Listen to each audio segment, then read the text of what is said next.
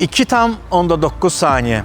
Bu sizin sıfırdan 100'e sürətlənmə zamanınızdır. Bu Taycan GTS'dən, Audi RS6'dan və BMW M5'dən daha sürətlidir.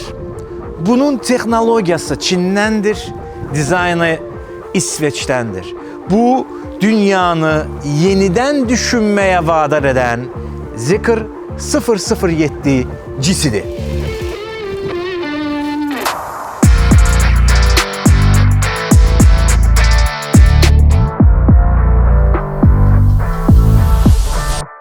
Zeekr 007 GT 2021-ci ildə qurulan bir markanın cəmi 4 il içindəki cavabıdır. Cavabı nəyə verirlər? Avtomobil sənayesinin 10 illərlə söylədiyinə. Yaxşı performans bahalıdır, yaxşı texnologiya seçkin adamlar üçündür. Gözəl dizayn kompromis tələb edir.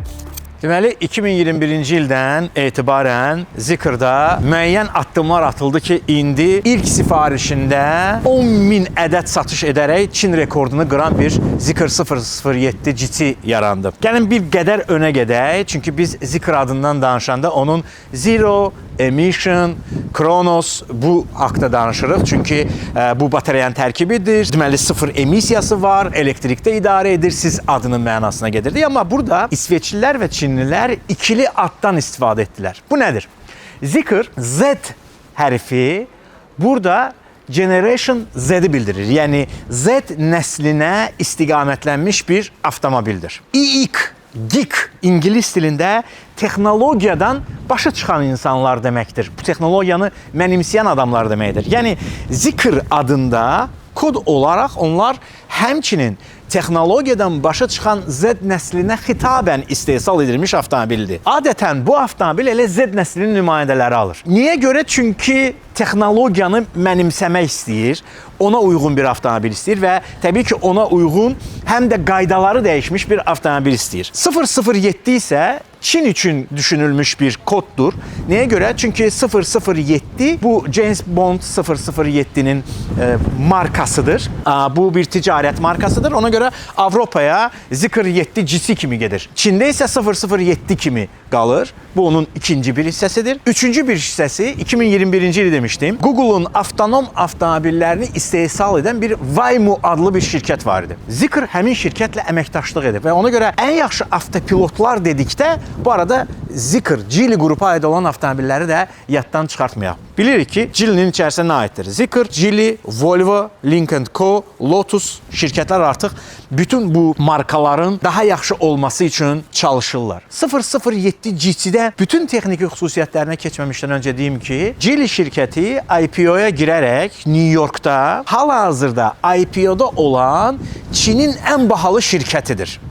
Yəni, bugün icmalda olan avtomobil haqqında danışırıqsa, elə-belə şirkət deyil.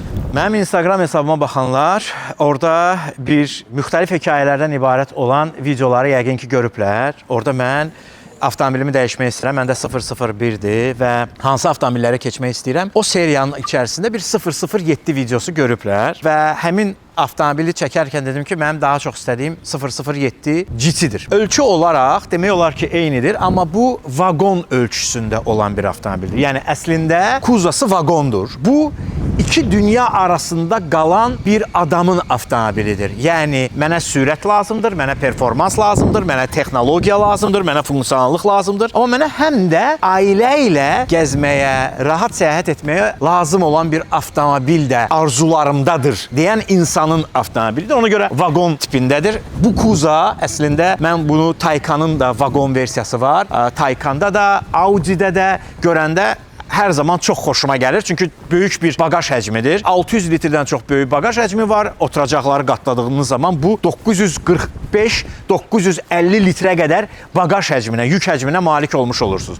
Dizayn ənənəvidir. Yəni burada fundamental bir dəyişiklik yoxdur. 007'nin dizaynı necədirsə, GT-də də elədir. Sadəcə olaraq disklərdə, supportlarda, həmçinin işıqlandırma sistemi yenə də eynidir. Bu Zeekr Starship adlanan ulduz və ya işıq sistemidir. Tamamilə LED fənərlərdən ibarətdir. Salondan biz burada ad da yaza bilirik, həmçinin işıqlar da dəyişə bilirik. Bizim 007 videomuzu yəqin ki izləmisiniz və daha doğrusu bizim 7X videomuzu izləmisiniz. Həmin texnologiyadır. Yəni o şey yoxdur. Böyük bir fərqi yoxdur. Bu arada burada bir Cattle batareyaları quraşdırılıb. Bu bizə 649 at gücü hasil etməyə imkan verir. Xüsusi sport rejiminə keçdikdə isə biz 0-dan 100-ə 2,9 saniyəyə sürətlənmiş oluruq. Niyə görə Cattle batareyaları? Bu dünyada ilk 1000 kilometrə qədər sürüş verə bilən batareya istehsalçısıdır. Üstəgəl, niyə görə Cattle batareyaları? Cattle batareyalarında 20%-dən 80%-ə elektrik yığması üçün cəmi 15 dəqiqə vaxt lazım olur. Yəni siz qəhvə alırsınız, o qəhvənizi içib bitirənə artıq sizin avtomobilinizdə 80% batareya var. Deməli, arxa hissədə 007-də bir naxışlar var idi, bu yoxdur və tam belə gövdəni görmüş oluruq. Amma arxa hissə fastback üslubundadır. Məhz 69 dərəcəlik bir dərəcədə hazırlanmış bir fastback üslubudur. Bu avtomobilə nə verir? Bu avtomobilə həm sportivlik verir, həm də bagaj həcmini qorumaq üçün. İkinci məqam avtomobilin qapılarının haşiyəsiz B üsulu qapılar deyil, haşiyəsiz olmasıdır. Mənim həm də 001-də çox xoşuma gələn üsullarından biri idi. Bu artıq avtomobilə premiallıq verir. Əlavə olaraq qapılar təbii ki, içəridə gizlənsə belə, təhlükəsizliklə bağlı qəza anında qapılar xaricdən avtomatik olaraq açılır. Üçüncü bir məqam isə məhz qəza anında qapıları içdən açmaq, yəni düyməlidir axı, açmaq mümkün deyilsə, burada xüsusi tros gizlədilib, həmin trosu çəkməklə qapıları avtomatik aça bilərsiniz. Yəni Zikr 007-də ən son təhlükəsizlik tələbləri nədirsə, onların hər biri əməl olunub. Avtomobil sportiv üslubda olsa belə, arxa sırada oturan sərnişinlər də unutmayıblar. Deməli, tavan panoramadır. Bu tavan panoramanın fərqləndirici xüsusiyyəti nədir? 2 qat nano üzlənmiş şüşədən ibarətdir. Bu şüşə həm bizi günəşin zərərli şüalarından, UV şüalarından qoruyur, həm istidən qoruyur, həm də səs izolyasiyası. İkincisi, burada yüksək keyfiyyətli dəri və dəri əvəzləyicidən simbioz olaraq istifadə olunub. Alcantara dəri üzlənməsi də var, istifadə olunub. Yəni yüksək keyfiyyətli dəridir. Əgər görürüksə, tam dizimin arkasına qədər tutur və bu o deməkdir ki, arkada oturanlar da rahat formada bizimlə bərabər o uzaq məsafələri qət edəcəklər. Qapıda Zikr Sound dinamikləri yerləşdirilib və ümumi olaraq avtomobildə 23 ədəd Zikr Sound'a aid dinamiklər var. Bundan qabaq Yamaha idi səs sistemi, daha sonra isə Zikr Sound adlı şirkət yaradılıb. Həmin şirkət Yamaha'nın təcrübəsindən və əməkdaşlarının mühəndisliyindən istifadə edərək yüksək keyfiyyətli səs sistemi almaq üçün bax belə bir 23 dinamikli hərəkət edən, hətta Dolby Atmos səs sisteminə malik olan kinoteatr və ya musiqi bir salonuna çeviriblər. Təsəvvür edin, avtomobil vaqon üslubundadır. 2,9 saniyə sürətlənir. Ferrari Roma'dan daha sürətlidir və həmçinin pnevmoaskıya da malikdir. 114 mm-dən pnevmoaskını tam maksimal yuxarı həddə qaldıranda 169 mm-ə qədər avtomobilin yerdən hündürlüyünü qaldırmaq olur ki, bu da sizə müəyyən qədər yüngül yolsuzluqda çox böyük kömək edəcəyi amildir. İndi isə avtomobildə hansı texnologiyalar var? Gəlin baxaq. Deməli, Zikr 007-nin salonuna oturanda ilk hiss etdiyin odur ki, burada Porsche'dən ilhamlanıblar. Bu Zikr 001-də də özünü göstərir. Zaten bunu da etiraf ediblər ki, dizaynın kralı əslində Porsche'dir. O sportivliyi və idman ruhunu ötürmək üçün. Neysə, biz 007-dən də aşağı. Orta panel idman üslubundadır və ikili sürətli şarj etmə var və təbii ki, burada 007 GT-də olduğunuzu da göstərəcək. Önümüzdə mikro LED-lərdən ibarət 2.5K ekran var. Üstəgəl 35.5 düymluq head-up display var. Bu head-up display bizim evdə olan, mətbəxdə qoyduğumuz kiçik ekranlı televizor var ha. Bax, o keyfiyyətdə olan bir head-up displaydir və bizə bütün məlumatları verir. Və bazada bu avtomobilin üzərində lidar gəlir. Hansı ki, bu lidar avtomobilin ətrafında olan ultrasonik səslərdən tutmuş, hər bir şeyə qədər izləyir.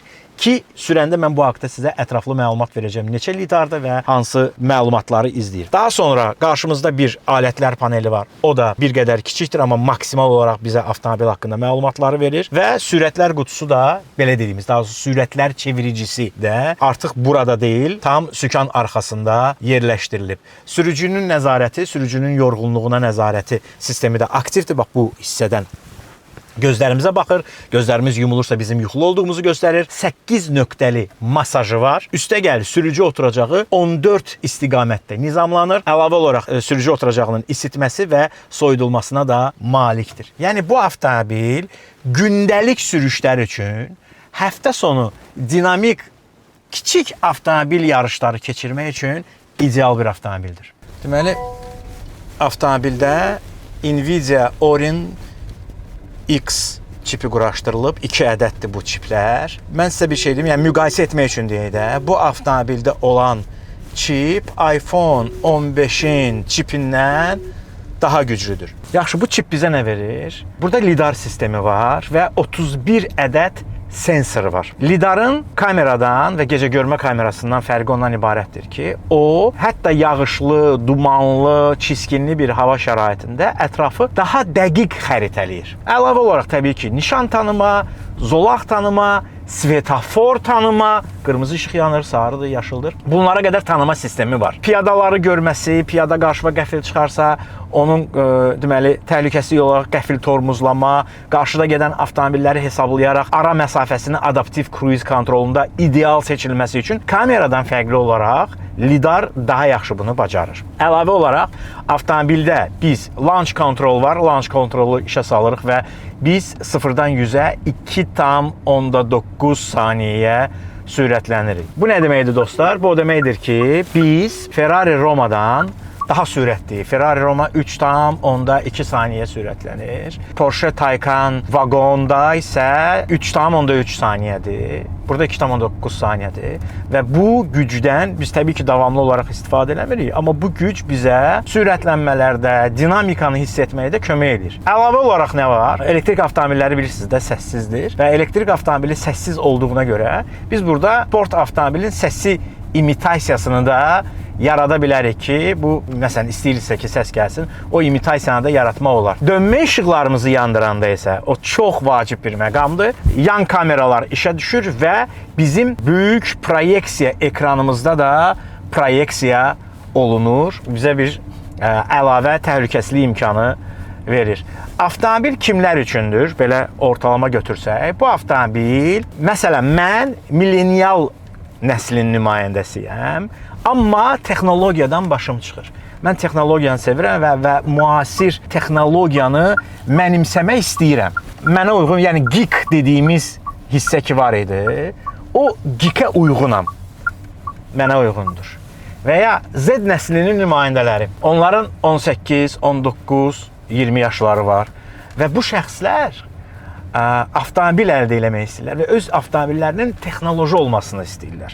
Misal üçün, burada olan lidar Tesla Model 3-də yoxdur, Porsche Taycan'da yoxdur. Burada isə konkret GT-nin bazasında lidar var artıq. Bu tipli texnologiyanı sevən Z nəslinin nümayəndələri üçün olan bir avtomobildir. Biz indi gedirik, sağda solda avtomobillər dayanıbsa, ön alətlər panelində də biz onları görmüş oluruq.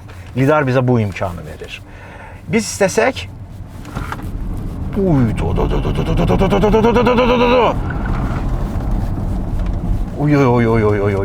Buna bax.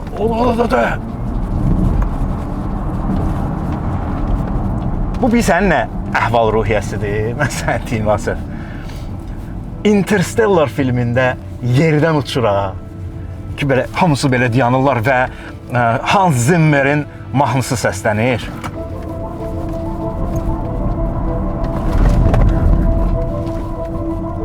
Zamanda səyahət edirsən. Ay da, sən nə?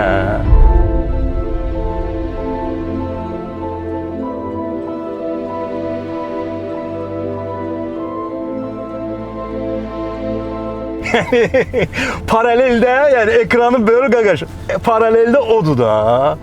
Yox. Yəni çox. Yəni 2,9 saniyəni biz bədənimizdə hiss edirik. Sözlə ifadə edilə bilməyəcək bir hiss adama ləzzət edir. Bax bu adama ləzzət edir. Yox. Ləzzət eləyir. Bax, sizə ləzzət eləyən avtomobil istəyirsinizsə, Zikr 007 GT. Görüşərik, qismət olsa.